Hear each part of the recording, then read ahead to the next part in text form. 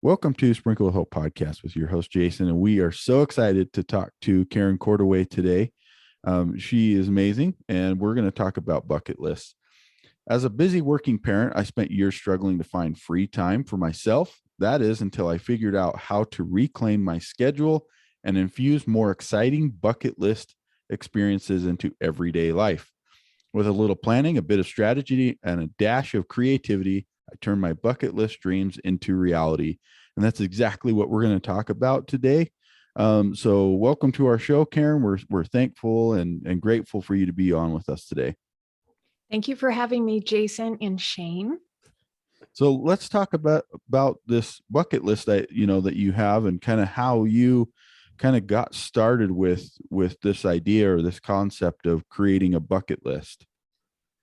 Well, initially it started out as a sad thing.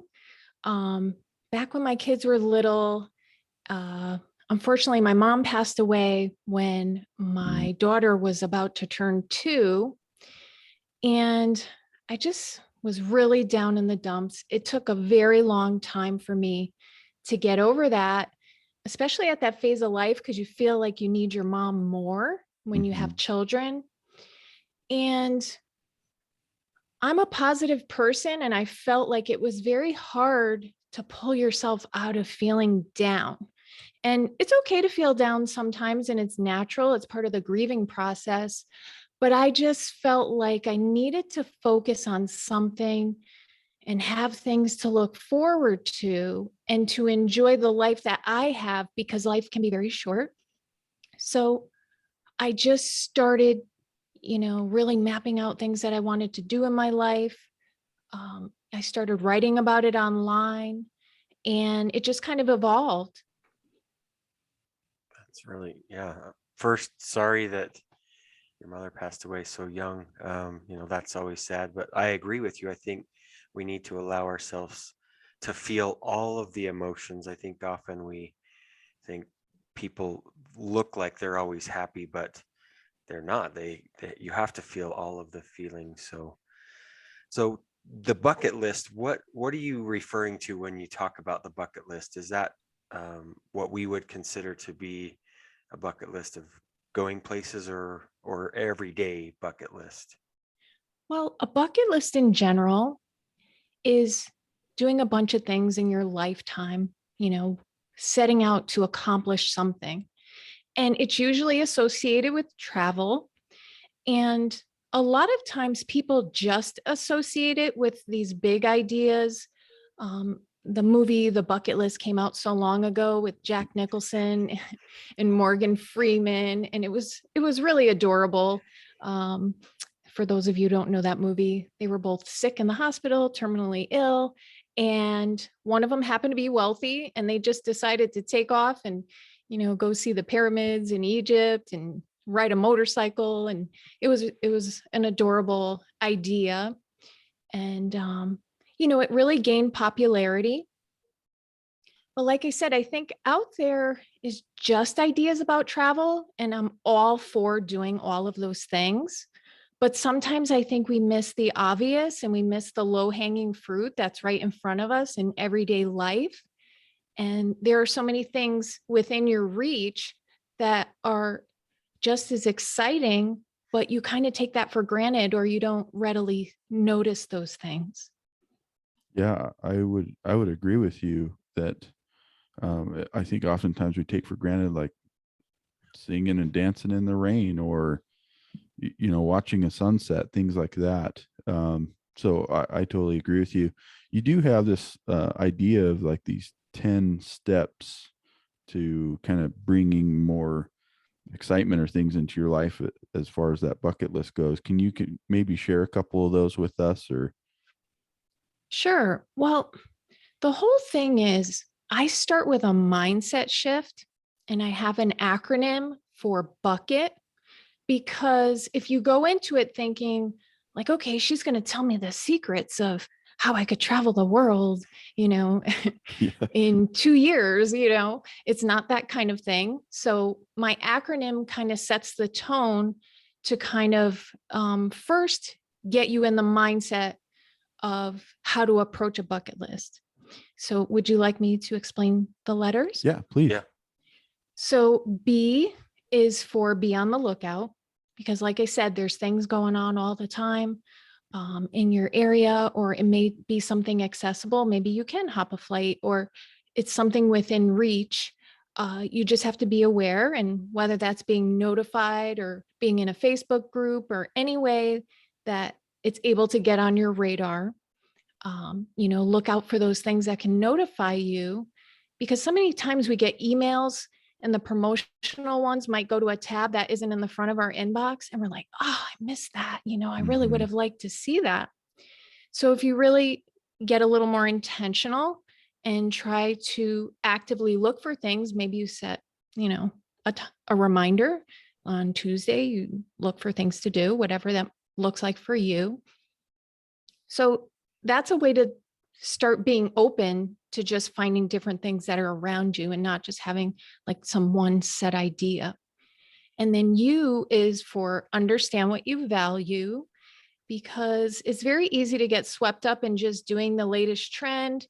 And that might not even bring you happiness. It's fun to try new things, but really tap into who you are as a person. And then, it's almost like getting back to your personal why, and why do you like to do things, or what brings you joy. And so, like I said, understand what you value, taps into that. And C is for customized to your situation. And there's so many people who live in different areas. Maybe they have kids, maybe they don't. Maybe you have pets. There's always something that might make it a little harder for you to do something. And sometimes that's just, a limiting belief. But no matter what your situation, there's always a way to customize things to get to do fun things on your schedule, based around your life and preferences. And then K is keep it simple, right? We don't want to feel like we're taking forever to do something, or it can be something as simple as I want to see all the statues in my town, or I want to visit a bunch of lighthouses. It doesn't have to be this grandiose idea. Another one is ever evolving.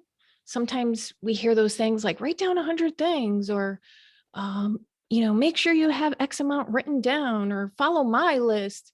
And I like to kind of find things as I go, because once you start doing things that you like, you might hit like a deeper level of, wow, now I want to take it to this level, or now I want to do this thing. So you can kind of add things as you go, even though I tell people to generate ideas and try to stick with it, to carry out your goals. If you visit an area and then you go, you know what, I would like to come back here, and next time I see this, or, I went to this concert and maybe now I want to see some of these other concerts. So, allow yourself, sometimes things unfold, and that's the best way. It doesn't have to be so overly planned. And then T, I think, is one of the most important parts. It's take time to store information, because there's so many times we get these great ideas, these great tips, restaurant recommendations, and we don't put it somewhere where we can find it. We're like, what was the name of that brewery? Or, my friend mentioned this and I don't remember. So, once you get those details, definitely find a place to put them. And whether it's the notes on your phone or any kind of digital thing that works for you, a notebook, whatever. So that's pretty much the beginning part of my book. So it just kind of opens people's minds right from the get-go. I think that's really good advice. I love the first one, be more aware. And I was thinking about that with anything in life.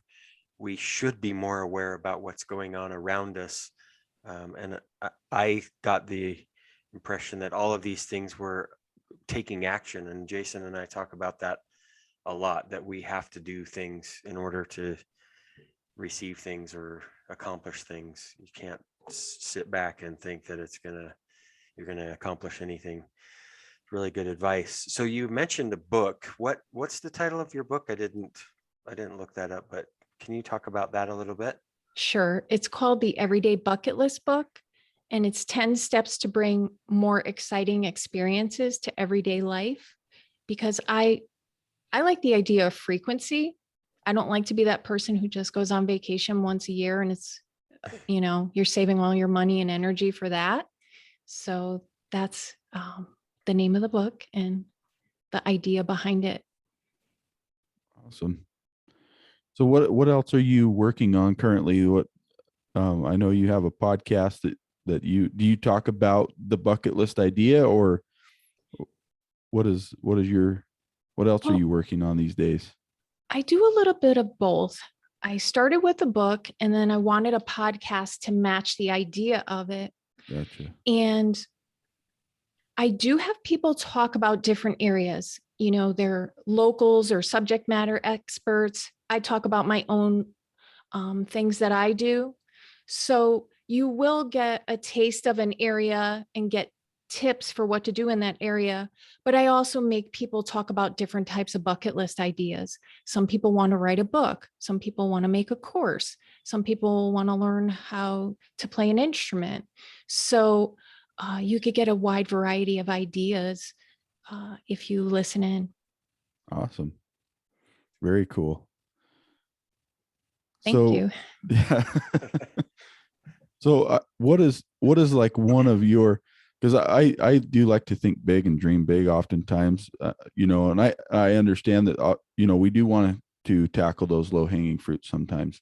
And, I mentioned to you that Bora Bora is on Shane and I's list to go there someday.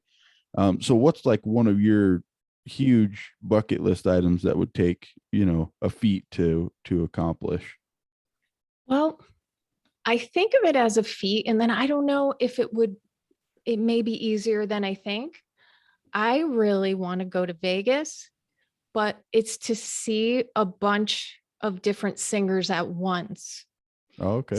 Yeah. So, like right now, I don't think Adele is quite there yet. I know she had issues with like setting up her show, but I would love to see Adele. I want to say Aerosmith is there right now. You have like Carrie Underwood, Barry Manilow, like all these big people, to see that, like maybe book a week, or I don't know how it would work out. You'd really have to time the tickets and, Yeah. make sure it's affordable. I would love to do that because it's like a one-stop shop. You're getting them all in one spot and, the weather's decent and, I'm not a gambler or anything like that, but that's where, they have residency and they stay in one spot. So I think that makes it really convenient to do that all at once. Yeah, Awesome. that gave us a little insight into what Karen likes. Music is your thing. I think that's awesome. Very cool information that you've been sharing with us. So near the end of our podcast, we have what we call the double down dose. So Jason is going to have a question, then I'll have the last question for you. So we talk a lot about hope. And so that's going to be the first question is, what is your definition of hope, or how would you define it? Okay. If someone is really in a tough place, like when I felt a lot of pain, hope can stand for, and I've heard this before, hold on, pain ends. And in keeping with my ideas, have optimal positivity every day. Mm, That's love really it. good. Yeah, that I have Yeah. heard. Yeah. So I that was excellent. I really enjoyed that. Well, I think, the yeah, go idea ahead. is hope is a desire for a certain thing to happen, right? Mm-hmm. So sometimes when we say hope, it's like you don't really believe it. It's almost like, is this going to be a miracle? But the way to have it as a practice is really to be positive and trust that it can happen for you. And, it's better to be positive than not to be positive. That's the way I see it. Yeah, absolutely right. You got to find the positive, and in those things. So I'll wrap up with the last question. So the last question of the double down dose is, how would you define love, or what is your definition of love? Well, since it's close to Valentine's Day, love comes in the form of chocolate for me. But it's also, one definition of love is, finding things that you enjoy, things you love to do, things that interest you. So, having self-love is taking care of yourself by doing those enjoyable things. Mm-hmm. Yeah, I agree. Well, this has been a great conversation, and I really appreciate you coming on with us today. And I'm all about the bucket list idea, and I think you gave some really cool, practical ways to still accomplish some things that you may or may not be thinking about. And like you say, that low hanging fruit, things that you can get really quickly, those things that maybe might be right in front of you, but you're just not seeing them. And so I really appreciate this conversation today, Karen. This was wonderful. Thank you so much for having me. Yes, thank you.